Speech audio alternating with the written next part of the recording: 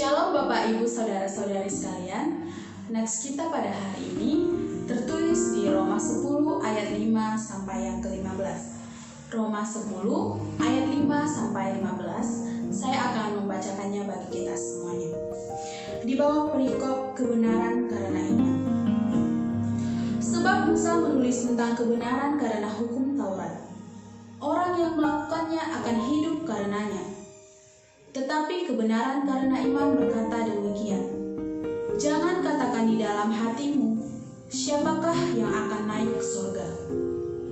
Yaitu untuk membawa Yesus turun. Atau, siapakah akan turun ke jurang maut? Yaitu untuk membawa Kristus naik dari antara orang mati. Tetapi apakah katanya ini? Ini dia. Firman itu dekat kepadamu, yakni di dalam mulutmu dan di dalam hatimu. Itulah firman iman yang kami beritakan.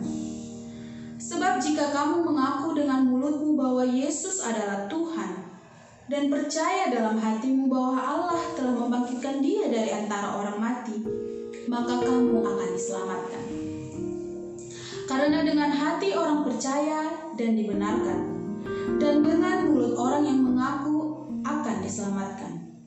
Karena kitab suci berkata, barang siapa yang percaya kepada Dia tidak akan dipermalukan.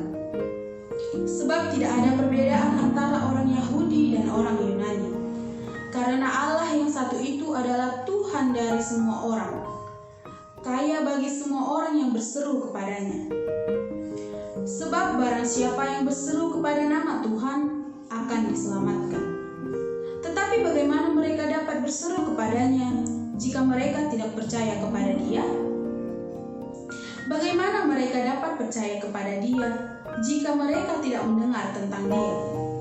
Bagaimana mereka mendengar tentang Dia jika tidak ada yang memberitakannya? Dan bagaimana mereka dapat memberitakannya jika mereka tidak diutus? Seperti ada tertulis, betapa indahnya kedatangan mereka yang membawa kabar baik. Demikianlah firman Tuhan.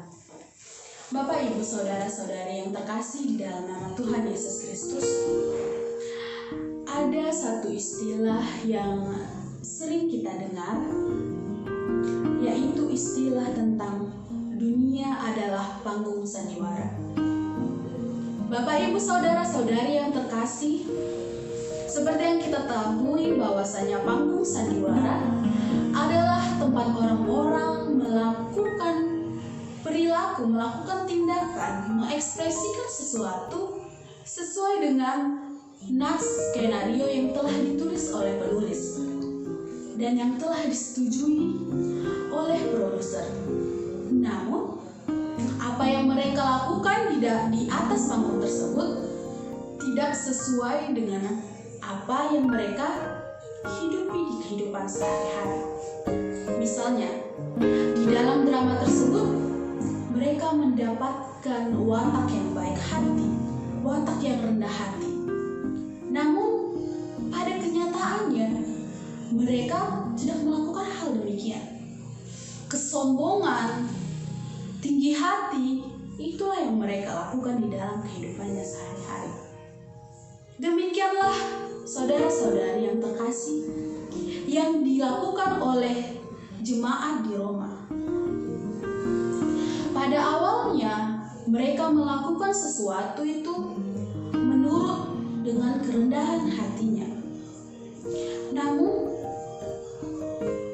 lambat laun kesombonganlah yang mereka tampilkan. Mereka melakukan hukum Taurat, mereka melakukan tradisi-tradisi dari nenek moyang tersebut hanya untuk menunjukkan kesombongan, hanya untuk memegahkan dirinya. Bahkan ada satu kesombongan yang membuat Paulus menjadi sedih hatinya, yaitu mereka tidak mengimani Yesus sebagai Tuhan dan Juru Selamat. Mereka hanya melakukan apa yang dikatakan hukum Taurat, apa yang diwariskan oleh nenek moyang kepada mereka, tanpa mempercayai, tanpa mengimani Yesus sebagai Tuhan dan Mesias. Sehingga Paulus menulis surat ini untuk jemaat di Roma, untuk menekankan bahwasanya hukum Taurat dan tradisi-tradisi nenek moyang itu tidak dapat menyelamatkanmu. Kekuatanmu, apa yang kamu lakukan di dunia ini tidak dapat menyelamatkanmu. Tapi Yesus yang telah Allah turunkan untuk menebus dosa manusia, itulah yang dapat menerimamu. Itulah yang dapat membuat engkau berada di sisi Allah kelak. Itulah yang membuat kamu diselamatkan. Bukan hukum Taurat, bukan tradisi-tradisi yang telah nenek moyang berikan kepadamu. Seperti yang kita lihat, saudara-saudari yang terkasih, di ayat yang keempat, itu dikatakan sebab Kristus adalah kegenapan hukum Taurat, sehingga kebenaran diperoleh tiap-tiap orang yang percaya. Kristus itu adalah telos. Kristus itu adalah kegenapan. Hukum Taurat diberikan Allah kepada bangsa Israel pada saat itu untuk membantu mereka, untuk memberi mereka pemahaman bagaimana mereka harus hidup. Dan Yesus yang telah diberikan Allah kepada kita itu untuk menyelamatkan kita dari jurang maut. Sehingga Paulus merasa penting untuk menuliskan surat ini kepada jemaat di Roma pada saat itu, bahwa iman kepada Yesus Kristuslah yang dapat menyelamatkanmu. Saudara-saudari yang terkasih di dalam nama Tuhan Yesus Kristus, jika kita lihat pada tema kita hari ini adalah hati yang tertuju kepada Allah akan berdampak positif bagi sesama. Dikatakan pada ayat yang ke-8 sampai yang ke-10, jika kita lihat bersama-sama, di situ dikatakan bahwasanya iman itu ada di dalam hati kita. Iman itu berada di hati kita, saudara-saudari yang terkasih. Bahwa apa yang kita berbuat itu adalah buah dari iman kita. Buah dari iman yang berada di dalam hati kita. Itu mengisyaratkan bahwasanya Yesus itu, kebaikan itu berasal dari hati kita. Bukan hanya itu, saudara-saudari. Hati ini juga bisa melakukan kejahatan. Itu karena iman yang mereka percayai bukanlah iman yang benar, gitu. Karena masih ada dendam, masih ada kesombongan di dalam hatinya. Begitu saudara-saudara yang terkasih, sehingga hati adalah tempat yang sentral bagi kehidupan manusia. Tempat bagaimana manusia memikirkan, mengekspresikan perilakunya di dalam kehidupannya sehari-hari. Sehingga dari hal ini ada dua hal yang ingin disampaikan Paulus kepada kita pada saat ini melalui surat Roma ini. Yang pertama adalah tidak ada satupun manusia yang dapat menyelamatkan dirinya dari jurang dosa, dari jurang maut. Yesus yang telah diturunkan oleh Allah kepada kita manusia untuk menyelamatkan kita dari jurang dosa, itulah yang dapat menyelamatkan kita. Saudara-saudari yang terkasih, ada satu grup band dari Amerika Serikat di mana vokalisnya mengatakan begitu. Tidak ada yang bisa menghapuskan ingatan, tidak ada yang lebih besar dari nama grup band kami, bahkan Tuhan sendiri tidak dapat melampauinya. Apa yang terjadi pada saat itu? Dia mati, meninggal begitu. Vokalisnya ini meninggal, dan itu menunjukkan bahwasanya tidak ada kekuatan, tidak ada satupun manusia yang dapat melampaui Allah. Tidak ada satu manusia yang dapat melampaui kekuatan atau kebesaran Allah itu sendiri. Bahkan pada saat ini apa yang terjadi? Grup band tersebut hancur dan bahkan tidak berkembang. itulah yang menunjukkan bahwasanya manusia itu sendiri tidak dapat melampaui kebesaran dari Tuhan itu sendiri. Kesombongan manusia itu dapat dihancurkan oleh Allah itu sendiri. Untuk kita saudara-saudari yang terkasih pada saat ini, kita harus merendahkan diri kita kepada Tuhan. Kita harus mengimani Dia dalam setiap kehidupan kita.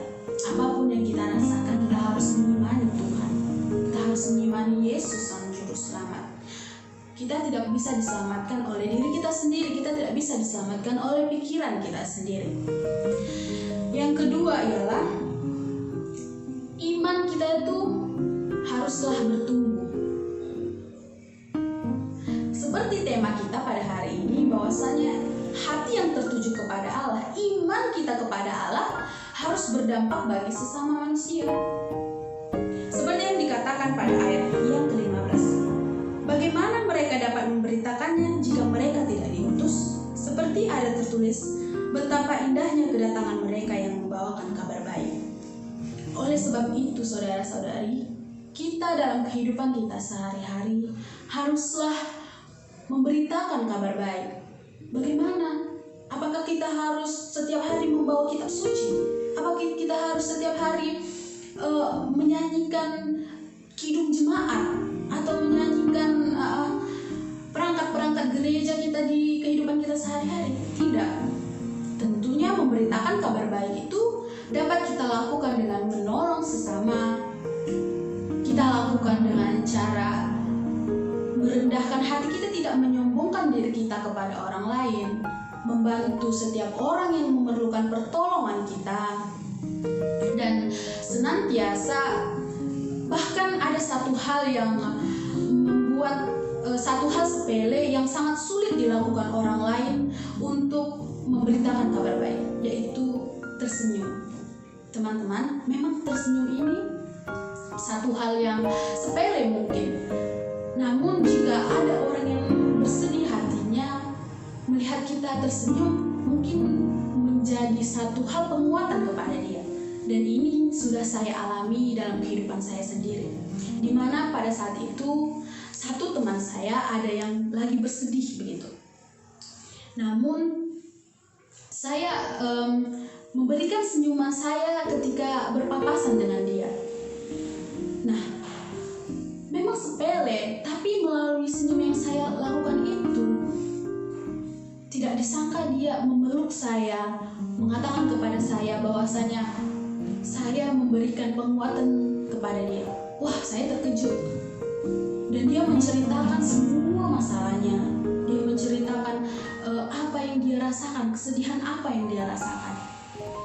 Sehingga dengan kerendahan hati, dengan kekuatan yang saya punya, dengan penguatan dari Tuhan juga tentunya, saya menolong dia.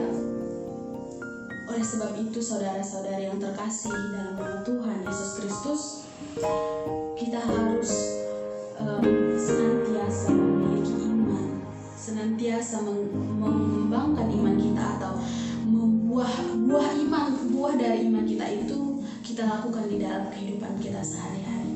Dan kita jangan lupa meminta penguatan kepada Tuhan agar kita dapat melakukan apa yang Tuhan kehendaki dalam kehidupan kita sehari-hari. Demikianlah firman Tuhan.